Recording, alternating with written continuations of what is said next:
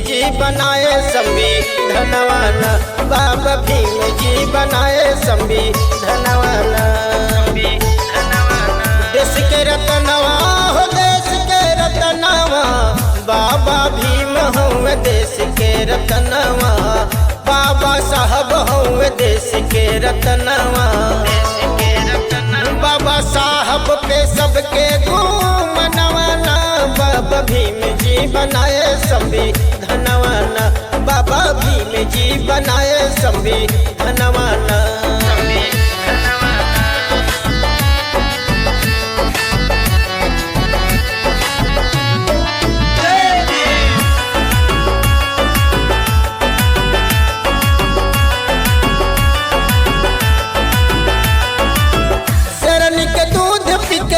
बाबा दहाड़े हो बाबा दहाड़े,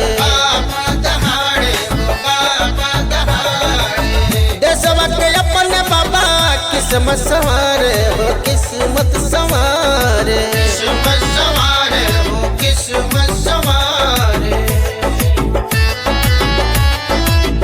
बाबा साहब पे बा सबके घूमनवाना, बाबा भीम जी बनाए संविधानवान, बाबा भीम जी बनाए संविधानवान।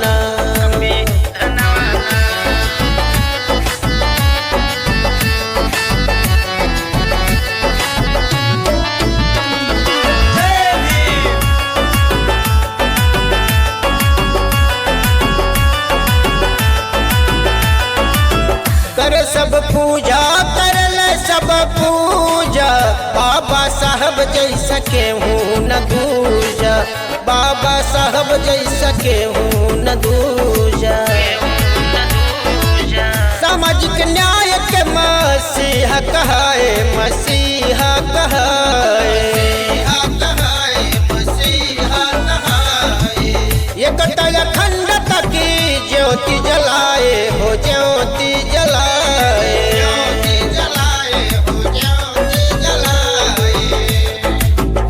अमित कमल कवि के पूरा भाषा पनवाना, बाबा भीम जी बनाए संविधानवान, बाबा भीम जी बनाए संविधानवान, बाबा भीम जी बनाए संविधानवान।